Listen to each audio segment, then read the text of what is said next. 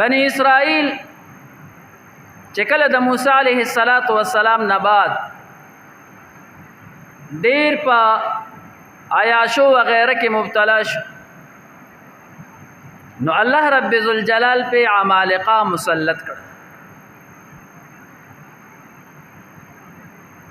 نو دا عمالقه په دې بنی اسرائیل باندې سخت حمله وکړي چې د هغې د وجې نه د دوی ډېرې زنانه وینځې کړې، ډېر ماشومان غلامان وګرځېدل او دوی سره د برکت کم څیزونه و هغه هم ترې واخیستلی شو.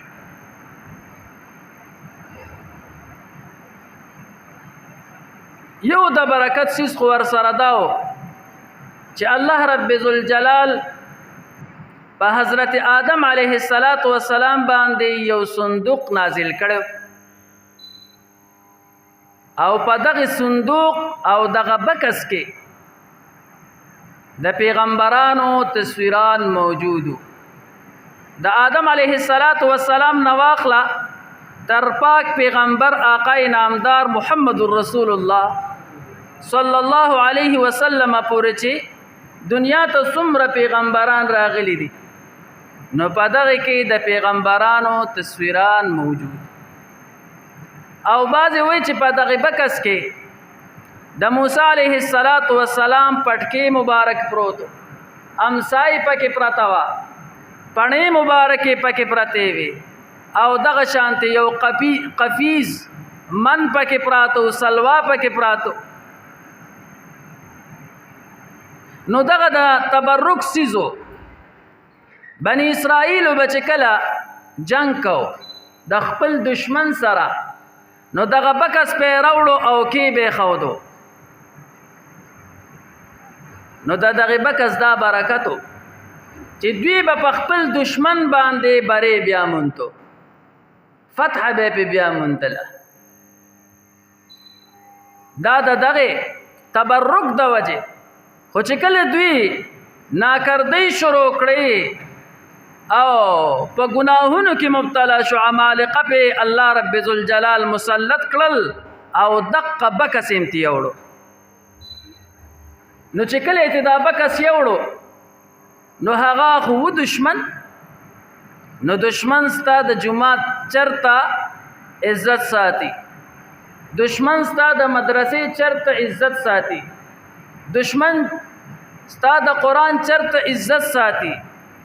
کله چې ستا د عزت سیزونه دشمن ته په لاس باندې ورغلل، نو خامخا به بې حرمتي کوي، بې عزتي به کوي. نو د دوی دا تابوت او دا صندوق یوړو او په هغه ځای کې کېښودو، کوم ځای کې چې به خلکو بول براس کول او دسماتي به پکې کول، هغه د برکت سیز لاړو او په داسې ځای کې کېښودلی شو. ډېره موده بعد په دغه قوم کې الله رب ذوالجلال یو پیغمبر پیدا کو، شمعون یا شمویل علیه السلام. نو چې دته کله الله رب ذوالجلال پیغمبري ورکړله او بنی اسرائیل لږ ټیک شو، نو راغلل دته وی وای د الله رب ذوالجلال نه وغواړه دعا چې موږ له یو بادشاه مقرر کړي. د داود علیه السلام نه مخکې به بادشاه جدا او پیغمبر به جدا و. په داود علیه السلام کې الله رب ذوالجلال پیغمبري او بادشاهي دواړه راجمع کړي. نو دا خلک راغلل او د وخت پیغمبر چې شمویل علیه السلام یا شمعون علیه السلام او دته وی چې زمونږ د پاره یو بادشاه مقرر کا، ځکه چې د ملک بادشاه نه وي، د ملک خلیفه وقت نه وي، نو جهاد به څنګه کیږي؟ نو موږ له یو مشر مقرر کا چې زمونږ په هغه باندې اتفاق راشي او موږ د هغه سره ودرېږو او د خپل دشمن سره وجنګي. پیغمبر ورته وی ما ته پته د تاسو باندې کو الله رب ذوالجلال جنگ پرس کو نو به نه کېږي دوی ورته وی ولی به نه کو وقد اخرجنا من دیارنا وابنائنا د خپل کورونو نه منګه وکلی شوی او زامن نه بوتلی شوی دي جنگ به ولې نه کو خامخا به کو پیغمبر دعا وغوښتله او الله رب ذوالجلال هغه دعا د طالوت په حق کې قبول کړه چې دا بادشاہ بستاسو طالوت وي اخو بني اسرائیل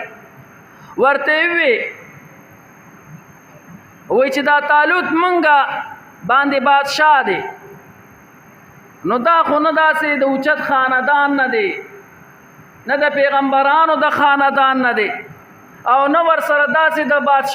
بادشاهانو د خاندان نه ور سره شتم نه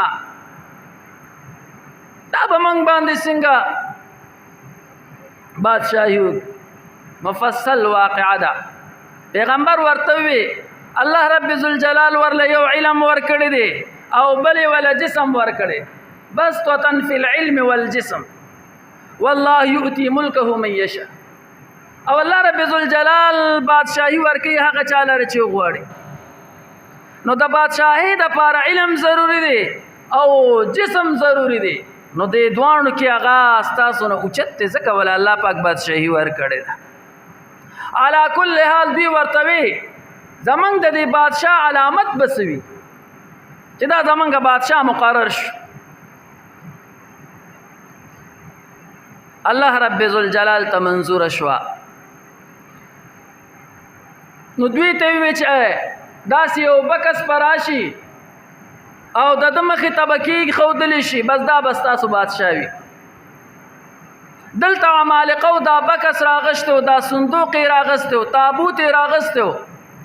او دغه د بول برازه د ګندګۍ ځای کې اخو دیو او خلق براتل دغلته به او د اسمات کو خو چې کله الله رب ذوالجلال ته منظور شولا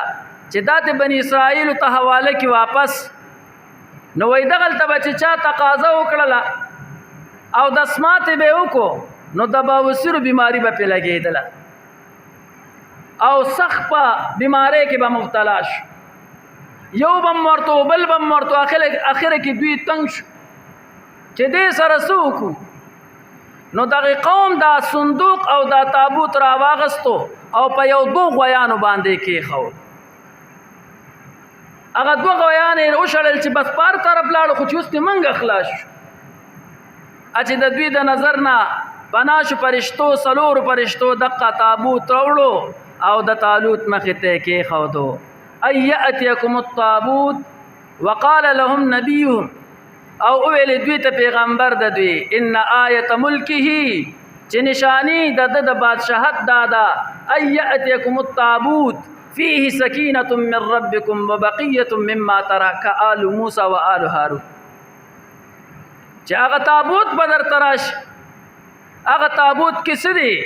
مما ترك آل موسى وآل هارون مفسرین وی دلته نفس موسی او نفس هارون علیه السلام ته مراد یعنی تبرکات پکې د دوی پراته دي او ماته ته وی چې بعضی مفسرین وی چې د پیغمبرانو تصویران پکې پراته تحمله الملائکه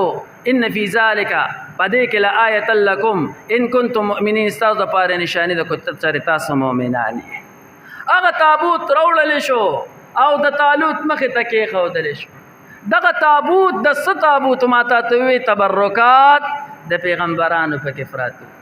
او بیا په دغه تابوت سره به مخ ته دا کې خودو او په دې باندې به اندي فتح طلب کولا نو نیکان بندگان خو سکے د نیکانو بندگانو سره چې د کم سیس تعلق ته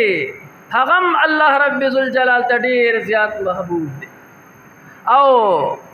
په دغه سیس باندې الله رب ذوالجلال برکتونه